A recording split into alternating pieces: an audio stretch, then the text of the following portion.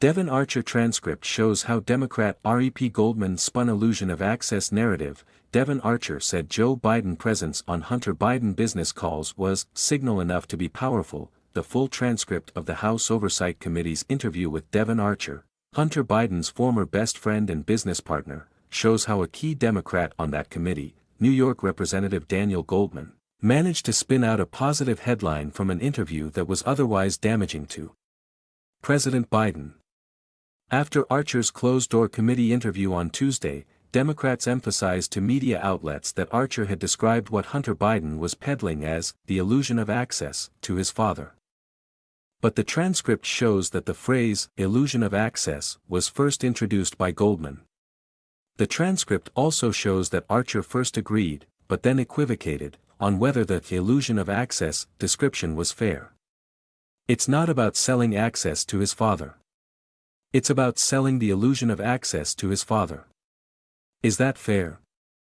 Goldman questioned. Is that fair? I mean, yeah, that is, I think that's almost fair, Archer responded. Almost fair.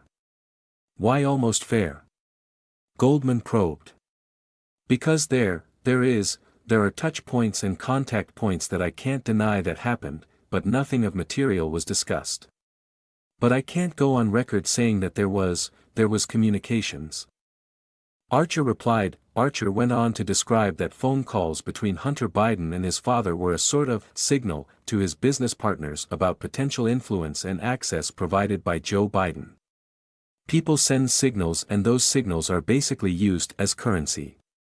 And that's kind of how a lot of DC operators and foreign tycoons and businessmen work, Archer described in questioning. Archer said he never witnessed details about business dealings being discussed with Joe Biden on the phone, but that the calls alone were signal enough to be powerful. I think that the calls were, that's what it was. They were calls to talk about the weather, and that was signal enough to be powerful. Archer said. Archer told investigators that Hunter Biden used his very powerful name to add value in pitching and securing foreign business ventures. Archer said Hunter Biden would not be so overt or overtly say, "We're going to use my dad for this," but instead, Archer said that he would use the name to get leverage. Defensive leverage, that the value is there in his work, Archer said. The value that Hunter Biden brought to it was having, there was. The theoretical was corporate governance, but obviously, given the brand, that was a large part of the value, he continued. I don't think it was the sole value, but I do think that was a key component of the value. Archer told investigators that Hunter put his father, then Vice President Joe Biden, on speakerphone while meeting with business partners at least 20 times. Archer described how Joe Biden was put on the phone to sell the brand. You aren't talking about Dr. Jill or anybody else. You're talking about Joe Biden. Is that fair to say? Archer was asked. Archer replied, yeah, that's fair to say. Obviously, that brought the most value to the brand. It was Hunter Biden and him, Archer said. We would discuss having, an understanding of DC, and that was a differentiating component of us being able to raise capital. The transcripts also show that Archer witnessed Hunter Biden putting his father on speakerphone during meetings with business associates.